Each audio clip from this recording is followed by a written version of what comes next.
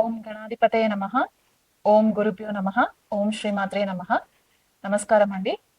ఈరోజు మనము ఈ నెల ఆగస్ట్ ఫలితాలు ఎలా ఉండబోతున్నాయి ద్వాదశ రాశుల వాళ్ళకి, ప్రజెంట్ గ్రహ గోచారం ఏ విధంగా ఉంది అనేది మనము ఒక చిన్న వివరణ తెలుసుకునే ప్రయత్నం చేద్దాము. మనకి ఫస్ట్ రవి సంక్రమణం అనేది మనకి ఆగస్టు 17వ తారీఖున జరుగుతుంది. అంటే ఆగస్టు 17 వరకు కూడా రవి సంచారం మనకి కర్కాటక రాశిలో జరగడం అనేది కనిపిస్తుంది. తర్వాత కుజుడు కన్యా రాశిలో ఈ మంత్ అంతా కూడా కన్యా రాశిలోనే ఉంటారు. బుధుడు వక్రిగతిలో ఉండి కర్కాటక రాశిలో సంచారం ఈ నెల ఆఖరి వరకు కూడా కర్కాటక రాశిలోనే సంచారం జరుగుతూ ఉంటుంది. గురుగ్రహంకి వచ్చేసరికి ఈ నెల ఆగస్ట్ 21 వరకు కూడా మనకి ఆరుద్ర నక్షత్రంలో సంచారం జరుగుతూ దాని తర్వాత పునర్వసు నక్షత్రంలోకి ట్రాన్సిట్ జరగడం అనేది మనకి కనిపిస్తూ ఉంది. పునర్వసు నక్షత్రము గురువు యొక్క స్వనక్షత్రం అవుతుంది కాబట్టి ఈ అతిచారి పరిస్థితుల్లో కూడా ఇప్పుడు గురువు అతిచారి మూవ్మెంట్ అనేది కూడా ఉందంటే ఫాస్ట్ గా మూవ్ అవుతూ ఉంటారన్నమాట. ఇప్పటి నుంచి కూడా మనకి ఈ ఇయర్ ఎండింగ్ వరకు కూడా గురువు ఫాస్ట్ గా మూవ్మెంట్ ఉంటుంది. అలాగే మనము శుక్రుడిని గనక చూసుకున్నట్టయితే ప్రజెంట్ గా మిథున రాశిలో సంచారం జరుగుతూ ఆగస్ట్ 21వ తారీఖున మాత్రము శుక్రుడు కర్కాటక రాశిలోకి సంచారం జరుగుతుంది.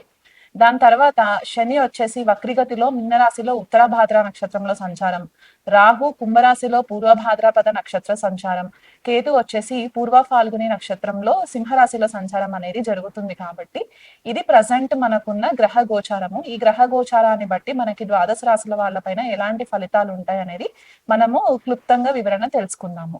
ధనుసు రాశి వాళ్ళకి ఆగస్టు నెలలో మనకి ఎలాంటి ఫలితాలు కనిపిస్తున్నాయో చూద్దామండి. ధనుసు రాశి వాళ్ళకి రాహు తృతీయంలో సంచారము, శని వచ్చేసి చతుర్థంలో సంచారము, శని వక్రిగతిలో ఉంటారు.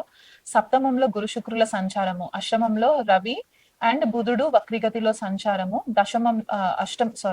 భాగ్యంలో కేతు అండ్ దశమంలో కుజ సంచారం జరుగుతున్నది. కాబట్టి ధనుసు రాశి వాళ్ళకి ఇక్కడ అర్ధాష్టమ శని ప్రభావము అనేది మనకి కనిపిస్తుంది.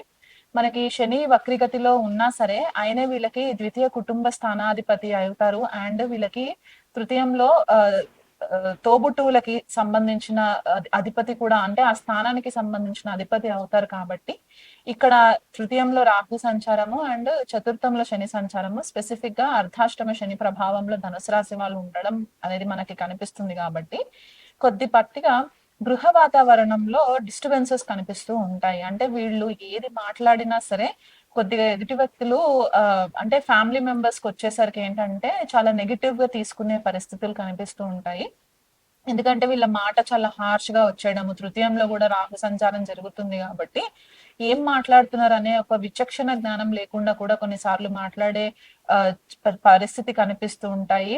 వీళ్ళ పద ప్రయోగం కూడా కొన్నిసార్లు డిఫరెంట్ గా ఉండే ఛాన్సెస్ ఉంటాయి. కాబట్టి దానివల్ల వీరు ఇబ్బంది పాలయ్యే ఛాన్సెస్ ఉన్నాయి. ఆ విషయంలో మీరు కొంచెం కేర్ఫుల్ గా ఉండండి. ఈ శని షష్ఠ స్థానాన్ని కూడా తృతీయ దృష్టితోటి చూస్తూ ఉంటారు కాబట్టి ఆరోగ్యం విషయంలో కొంచెం కేర్ఫుల్ గా ఉంటే మంచిది.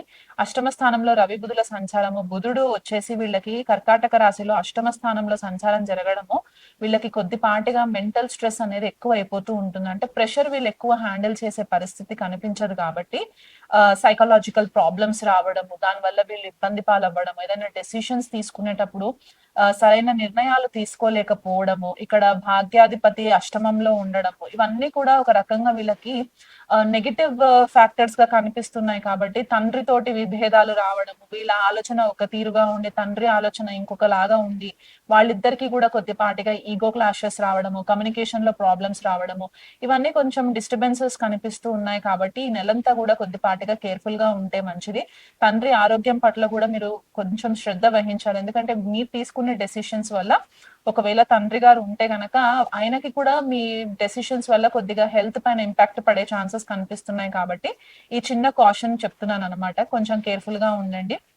మీకు పబ్లిక్ ఇమేజ్ లో కూడా కొద్దిపాటిగా డ్యామేజ్ రావడము, మీరు ఎవరికైనా బకాయిలు తీర్చలేని పరిస్థితుల్లో ఉంటే, అప్పులు చేసి డబ్బులు తీర్చలేని పరిస్థితుల్లో ఉంటే దానివల్ల మీకు కొద్దిపాటిగా నిందలు పడడము, లేకపోతే కొద్దిపాటిగా ఇన్సల్ట్ ఫేస్ చేయడము, పబ్లిక్ లో సొసైటీలో మీకు కొద్దిపాటిగా పేరు ప్రతిష్టలకి భంగం కలగడము, ఇలాంటివి కూడా జరిగే ఛాన్సెస్ కనిపిస్తున్నాయి. ఆ విషయంలో కొంచెం కేర్ఫుల్ గా ఉండండి.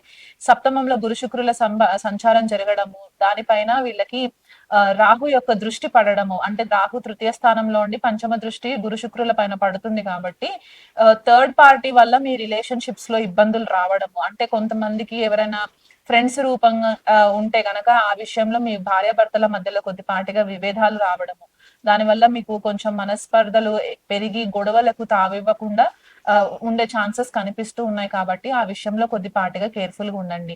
భాగ్యంలో ఉండే కేతు సంచారము ఏమాత్రం కూడా మీకు అంత అనుకూలంగా కనిపించట్లేదు కాబట్టి మీకు ఎక్కడ అనుకూలంగా ఉంటుందంటే తీర్థయాత్రలు చేయడానికి, ఏదైనా దేవాలయాలు సంచారం చేయడానికి మీకు హెల్ప్ అవుతుంది. కానీ అదర్వైజ్ మీరు ఏదైనా మంచి పనులు మొదలు పెట్టాలనుకుంటున్నారు, శుభకార్యాలు మొదలు పెట్టుకోవాలనుకుంటే గనక ఆ విషయంలో మీకు కొద్దిపాటిగా డిస్టర్బెన్సెస్ అయ్యే ఛాన్సెస్ కనిపిస్తుంటాయి. దశమంలో కుజగ్రహ సంచారం జరుగుతూ ఉంటుంది. ఆపోజిట్ లో మీకు శని యొక్క వీక్షణ కూడా పడుతుంది కాబట్టి ఆ కొద్దిపాటిగా మీకు ఇక్కడ ఏమవుతుందంటే వ్యయాధిపతి దశమంలో ఉన్నప్పుడు ఫారెన్ రిలేటెడ్ కెరియర్స్ ఏవైనా ఉంటే కనుక, అంటే కొంతమందికి business, export import trading business, stocks ఇట్లాంటివి ఏవైతే చేస్తూ ఉంటారో, లేకపోతే ఫారెన్ ఎంఎన్సీస్ కి వర్క్ చేసే వాళ్ళు ఏవైతే ఉంటారో అక్కడ మీకు కుజుడు కొద్దిగా ఫేవరబుల్ గా దశమ స్థానంలో సంచారం జరగడం మీకు అది ఫేవరబుల్ గా ఉంటుంది. కాకపోతే ఇక్కడ శని దృష్టి కూడా పడుతుంది కాబట్టి కొద్దిపాటిగా మీకు ఏదైతే మీరు సడన్ గా డెడ్ లైన్స్ రీచ్ అవ్వాలి అని అనుకునే స్థాయిలో ఉన్నప్పుడు శని యొక్క దృష్టి పడడం వల్ల కొంచెము మీరు ఇంపేషన్స్ అవుతూ ఉంటారు అనమాట. అంటే స్లోగా వర్క్ అవుతూ ఉంటుంది కాబట్టి దానివల్ల మీకు కొద్దిపాటిగా డిస్టర్బెన్సెస్ రావడం ఉంటుంది. బట్ ఓవరాల్ గా ధనుసు రాశి వాళ్ళు థర్డ్ పార్టీస్ ని ఎంటర్టైన్ చేయకుండా ఉండడము, భార్యాభర్తల మధ్యలో ఎటువంటి విభేదాలు ఉన్నా కూర్చొని సార్ట్అవుట్ చేసుకుంటే మంచిది.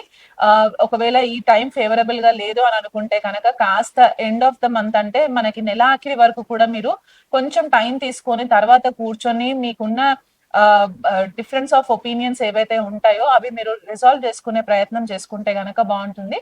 అర్ధాష్టమ శనికి మాత్రం మీరు ఖచ్చితంగా దగ్గరలో ఉన్న శనేశ్వర ఆలయాలు ఏవైనా ఉన్నా, లేకపోతే శివాలయాల్లో నవగ్రహ దేవతలు ఎవరైతే ఉంటారో అక్కడ శనికి 19 ప్రదక్షిణాలు తిరిగి నువ్వుల నూనెతోటి దీపారాధన చేసుకోవడం, ఇంట్లో కూడా రెగ్యులర్ గా నువ్వుల నూనెతో దీపారాధన చేసుకోవడము, నవగ్రహ స్తోత్ర పారాయణం చేసుకోవడము, అలాగే మనకి కేతువు కూడా భాగ్యస్థానంలో సంచారం జరగడము, తర్వాత రవి కూడా అక్కడ భాగ్యస్థానంలో సంచారం జరుగుతుంది కాబట్టి నెలాఖరికై మీరు ఆదిత్య హృదయ పారాయణం చేసుకోవడము, మీకు సొసైటీలో ఏదైతే పేరు ప్రతిష్టలకి భంగం వాటిల్లుతుంది అని చెప్తున్నానో ఆ విషయంలో కూడా మీరు రవికి అర్ఘ్యం ఇచ్చుకున్నట్లయితే కనుక, ప్రతిరోజు కూడా సూర్యోదయం కంటే మొదలు మీరు అర్ఘ్యం ఇచ్చినట్లయితే కనుక మీకు ఆ విషయంలో కూడా మీకు కొద్దిగా రిలీఫ్ ఉంటుంది.